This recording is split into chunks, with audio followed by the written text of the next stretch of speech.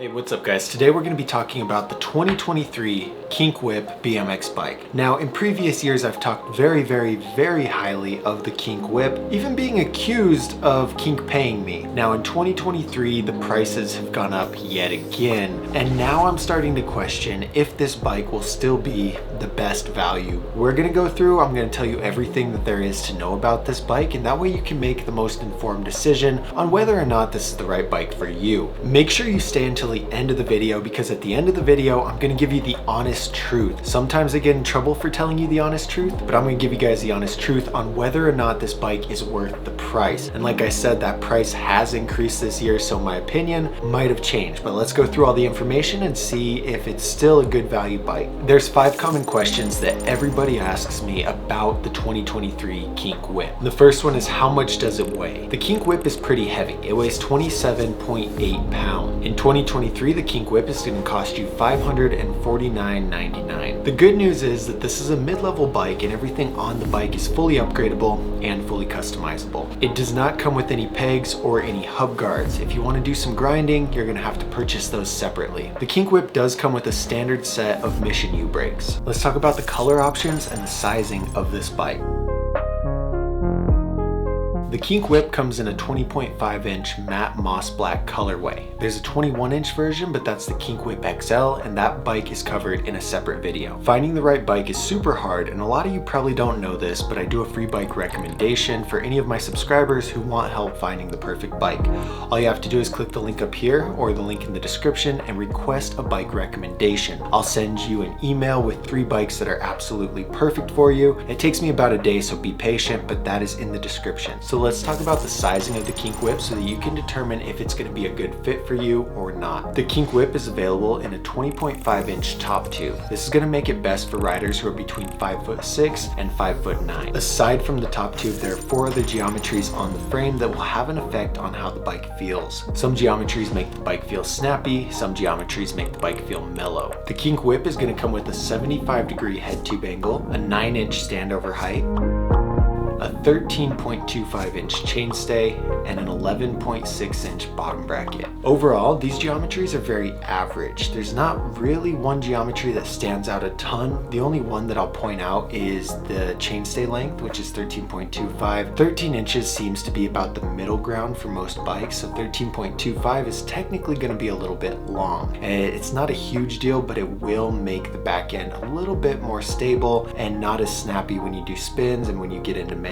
Just like the geometries of the frame, the geometries of the parts will also have an effect on your riding style. So let's talk about the part geometry and figure out how that's going to affect the bike. The Kink Whip's forks have a 32mm offset. The handlebars on the Kink Whip are 9 inches tall, and we don't know how wide they are. I'm going to guess they're about 30 inches wide, but I don't know for sure. The gear ratio on the Kink Whip is 25/9, meaning it has a 25-tooth sprocket and a 9-tooth driver.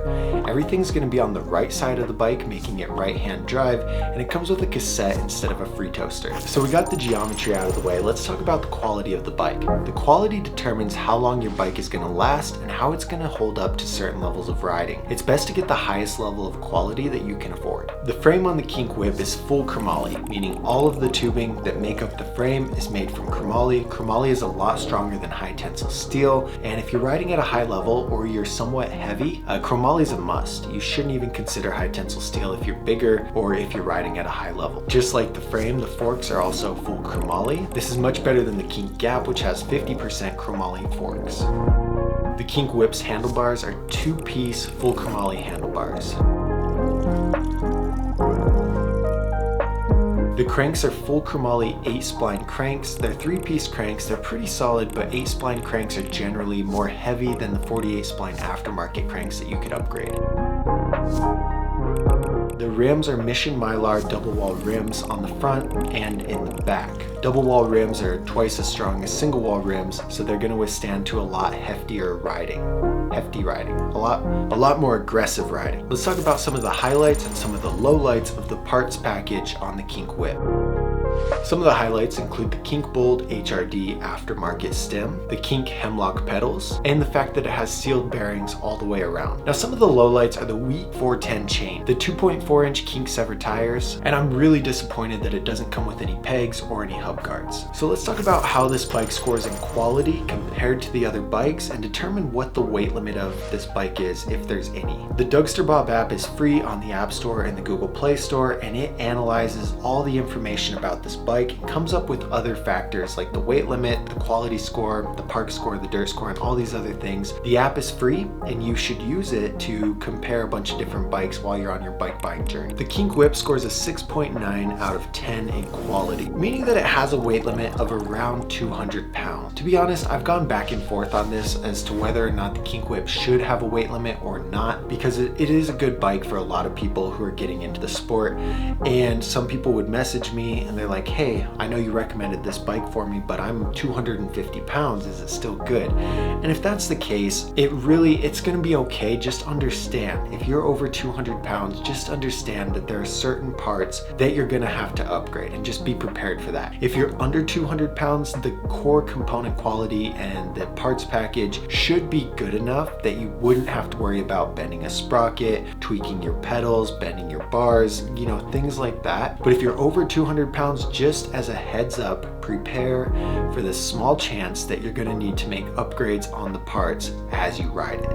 Now, certain bikes are gonna be much better for certain types of riding. Let's figure out how the Kink Whip scored in park, street, and dirt, and figure out what type of riding this bike is best for. Remember, this bike is fully upgradable and fully customizable, so you can always make changes to it to make it better for a certain style of riding. In street, the Kink Whip scored a 3.78.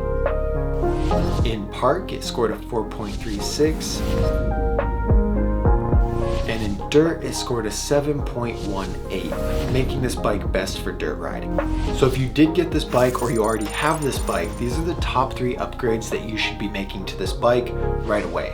The first one is some new tires. Upgrade those Kink Sever tires to something lighter and something more grippy. The second one, personally, I would upgrade it to 48 spline cranks. Everything on the bike is solid, and so by doing new tires and new cranks, you're gonna shave off a ton of weight off this bike. And then add some pegs and hub guards. This bike should come with pegs and hub guards, but sadly it doesn't.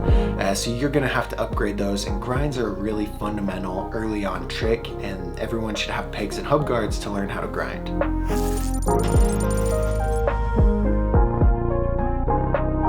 So Kink's in a weird spot right now because about half of the brands have released their 2023 bikes, and Kink seems to be the only one so far who's made a significant increase in price. The Kink Whip was $500 last year, it's $550 this year, so that's a 10% increase, right?